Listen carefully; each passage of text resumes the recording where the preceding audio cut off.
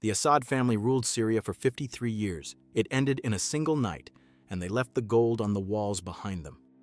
But to understand how it ended, you have to understand how it began, with a massacre that in just 27 days killed more people than most wars kill in years.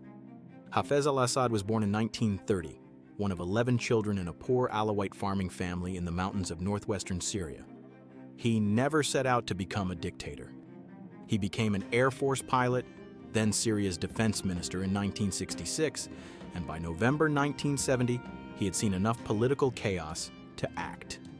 He led a bloodless coup, later called the Corrective Revolution, arresting his own former allies and seizing total control without firing a shot. 5 months later, he was elected president. He was the only candidate on the ballot. Think about that.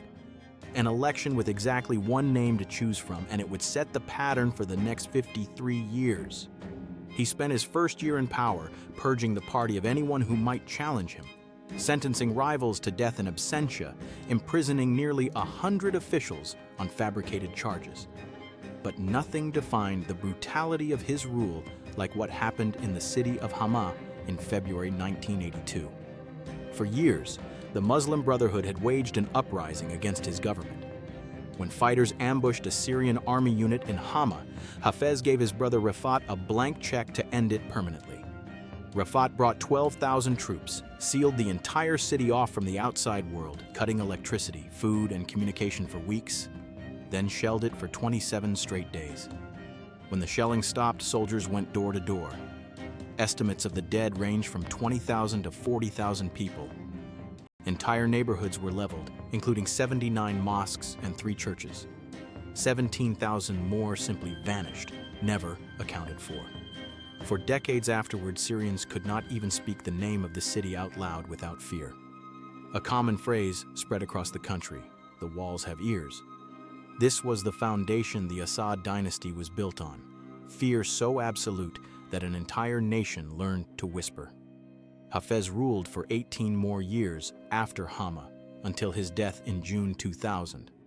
His son Bashar was never even the intended heir. That was supposed to be his older brother Basil, groomed for the presidency for years until he died in a car crash in 1994. Bashar, a British-trained ophthalmologist with no real political background, was suddenly next in line. For a moment there was hope. Bashar spoke of reform. Syrians called it the Damascus Spring. Within a year he had crushed it, arresting the same activists who had dared to believe things might actually change. Then in 2011, protests inspired by the Arab Spring reached Syria. Bashar responded exactly as his father had at Hama, with overwhelming force. What followed became one of the darkest chapters of the entire 21st century. In 2014, a military police defector who called himself Caesar smuggled over 53,000 photographs out of Syria, hidden in the heel of his shoe. The images showed thousands of emaciated, tortured bodies inside government detention centers, each one numbered and cataloged like evidence in an industrial process. Caesar told investigators he had never seen anything like it in his life, except in photographs of the Nazi regime. Human Rights Watch confirmed at least 6,786 deaths in custody just from those photographs alone.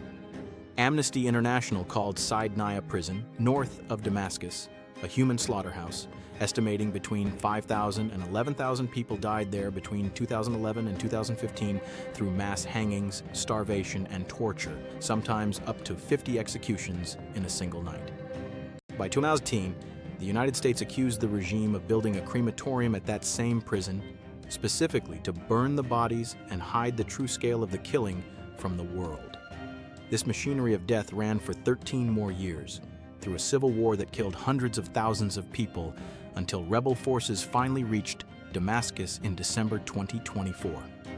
On the night of December 8th, Bashar al-Assad fled the country for Moscow, ending 53 years of his family's rule in a matter of hours. He left behind palaces with gold-leafed walls, a Ferrari and a Lamborghini still parked in the garage. That was only what he couldn't carry. Investigators later uncovered records showing his regime had secretly flown $250 million in cash to Moscow years earlier across 21 separate flights, preparing for exactly this moment long before it arrived. When rebels finally broke open the gates of Saidnaya prison, thousands of Syrians crowded inside, searching desperately for relatives who had disappeared years, sometimes decades earlier, many of them never to be found. 2 men, 1 family, 53 years. It began with a massacre so brutal an entire country learned to whisper, and it ended with an empty palace and a prison finally forced open to reveal exactly what that silence had been hiding all along. What does it say about power when the only warning a dictatorship ever gives before it collapses is silence? Drop your take below.